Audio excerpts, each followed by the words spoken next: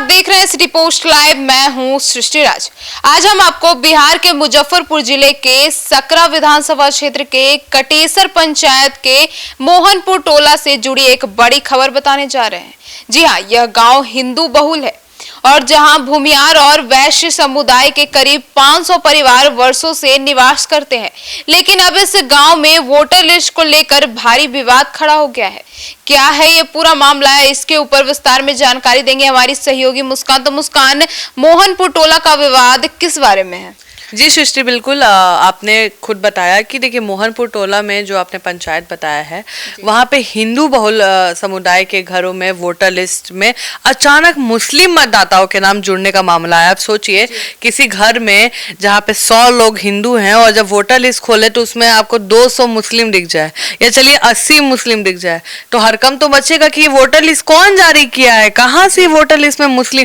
क्योंकि आपको भी पता है बंगला नंबर में बहुत डाउट आ रहा है कि एक बंगले में मान लीजिए बंगले नंबर में 14 से 15 लोग रहते हैं तो उसी बंगले नंबर पे 20 से 25 लोगों का नाम कैसे जुड़ सकता है जी। और उसमें तो आप देखिए जाति समीकरण ही के हिसाब से पूरा विवाद उठा है। महागठबंधन क्यों कर रही थी? इसीलिए कर रही थी कि भाई हमारे जो वोटर्स हैं उनका नाम काटा जा रहा है, तो जाति के आधार पे ही बात हो रही थी और किसी आधार पे तो बात नहीं। अब यहाँ पे आप धर्म ही बदल दिए भाई, तो वही परेशान है। ग्रामीणों के अनुसार ये गाँव भूमियार और वैश्य समुदाय का गढ़ है और पहले यहाँ मुस्लिम परिवार नहीं रहते थे। हाल ही में चुनाव आयोग द्वारा जो ड्राफ्ट लिस्ट जारी की गई है उसमें इस गड़बड़ी का पता चला है। आपको बता दें जो ड्राफ्ट वोटर लिस्ट है इसमें कई घरों में मुस्लिम मतदाता जोड़े गए हैं। उदाहरण के लिए आपको बता दें कामेश्वर ठाकुर के परिवार में 6 वोटर थे, सूची में 2 मुस्लिम जुड़ गए हैं, मतलब परिवार में ही 2 मुस्लिम जोड़ दिए हैं उस मकान में। अब दूसरे बता रहे आपको मैथुर ठाकुर का बात करें और दिलीप ठाकुर के परिवार में पहले से 5 मतदाता थे, अब 9 हो गए हैं। ये कैसे बढ़ रहे हैं? बंद पड़े घरों में भी झूठे मतदाता दर्ज है, जैसे मृदिका ठाकुर का नाम आया है, उनका घर भी सामने आया है। ग्रामीण इसे साधारण गलती नहीं बल्कि सुनिश्चित साजिश मान रहे हैं। उनका लग रहा है कि साजिश है वोट में चोरी करने का, वोट में नाम डालने का और उसके बाद उसको बदलने का। क्योंकि आप सोचिए परिवार में ही घुसा दिया। अब आप 4 भाई बहन हैं, उसमें मैं बोलूं कि आप लोग 8 भाई बहन है, 4 हैं अलग अलग नाम के, आपके घर के भी नहीं है तो मुसलमान जोड़ दिया जाए, कोई भी मतलब जोड़ दीजिए, 4 अनजान आदमी जिसको आप जानते नहीं है तो फिर आप सवाल उठाइएगा ना भाई कैसे आ गया। आधार कार्ड में आपके पापा का नाम रख ले और 4 बच्चे और आ जाए तब परेशान होइएगा कि नहीं ये कहाँ से आ गए। तो बस वही है जी। तो मुस्कान, ग्रामीणों का मुख्य आशंका क्या है? देखिए बिल्कुल ग्रामीण परेशान तो होंगे और ग्रामीणों का कहना है कि ये वोटर सूची में हेराफेरी किसी बड़े चुनावी खेल का हिस्सा हो सकता है। उन्होंने कहा है उनका डर है कि इससे उनकी जमीन जायदाद, पहचान, राजनीतिक संतुलन प्रभावित हो सकता है। वे मानते हैं कि फर्जी मतदाता जोड़कर उनकी वोटिंग शक्ति कम करने की कोशिश की जा रही है। अगर ज्यादा मुस्लिम वोटर्स के नाम डालेंगे उसमें कौन वोट डाल रहा है कुछ नहीं पता है। आप समझिए वहां पे मैंने अभी आपको बताया 3 ठाकुरों के नाम लिए, उसमें मैंने आपको बताया कि 2-2, 4-4 मुस्लिम के नाम भी दिखा रही, कैसे हो सकता है? वो खुद परेशान है। तो उनका कहना है कि इससे तो कल को हमारा जायदाद के नाम में आप डाल दीजिएगा कि यहू रह रहे थे 2 साल से, यही रह रहे थे 10 साल से, तो किसी की भी परेशानी बढ़ेगी। आपके घर में अगर हम 10 नाम जोड़ दे कि ये लोग भी रहते हैं जी। तो मुस्कान, इस पे प्रशासन ने क्या कदम उठाए हैं? देखिए प्रशासन को का बता दें आपको, ग्रामीणों ने शिकायत की है और अधिकारियों ने मौके पर जाकर जांच की, लेकिन अभी तक कोई ठोस कार्रवाई नहीं की गई है। प्रशासन ने बता दें आपको आश्वासन दिया है। बिल्कुल, उन्होंने कहा है कि मामले की समीक्षा की जाएगी और जो गांव वाले हैं वो गंभीर साजिश मान रहे हैं। उनको लग रहा है कि सब मिले विले हैं और यदि मतदाता सूची में सुधार नहीं हुआ तो वे आगामी चुनाव का बहिष्कार करने की धमकी दे रहे हैं और कर भी सकता है। आपको बता सृष्टि, पूर्णिया में लोकसभा चुनाव हुआ था 2024 में, तो एक गांव था, नाम मुझे याद नहीं आ रहा है, उस गांव के पूरे लोगों ने वोट देने से बहिष्कार कर दिया था। पप्पू यादव बुलेट पे गए थे, आपको बता दें हमारे संवाददाता श्रीकांत जी बैठे थे पीछे बुलेट पे, आगे पप्पू यादव बैठे थे। वो उस गांव में गए, एक एक का पैर पकड़े, अब मनाए। वो लोग बहुत गुस्सा थे कि हम लोग को कोई नहीं पूछता, हम वोट नहीं देंगे। पूरे गांव को मनाया। आप समझिए उस गांव से नहीं भी तो 20 से 40 लोग को लेके गए मतदाता वो चुनाव के लिए, वो वोट डालने के लिए, और वहां के सांसद भी बने हैं। तो देखिए, तो वहां बहिष्कार करने से बहुत नुकसान है और अगर वो लोग वोट देते हैं तो किसी ना किसी की सरकार तो बननी है, किसी को तो नुकसान होना है।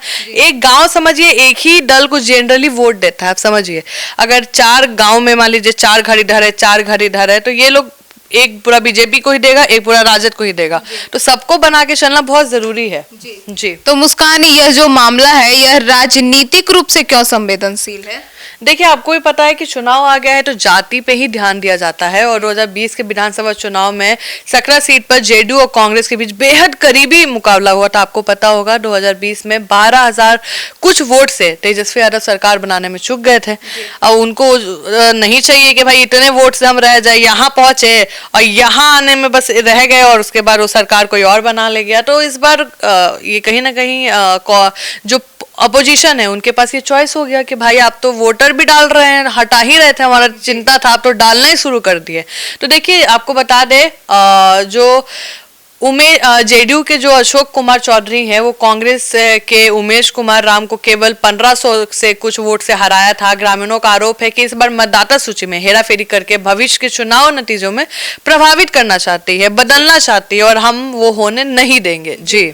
तो मुस्कान, ये जो लोकतंत्र पर इनका जो क्या असर पड़ने वाला है? देखिए, ऐसी घटनाएं मतदाता विश्वास और लोकतंत्र व्यवस्था पर सवाल उठाती है। फर्जी मतदाता को जोड़ना या केवल चुनाव की पारदर्शिता को प्रभावित करना, बल्कि समाज में ये कहीं ना कहीं तनाव पैदा कर सकता है, और मेरा भरोसा, किसी भी जनता का भरोसा हट सकता है। जी।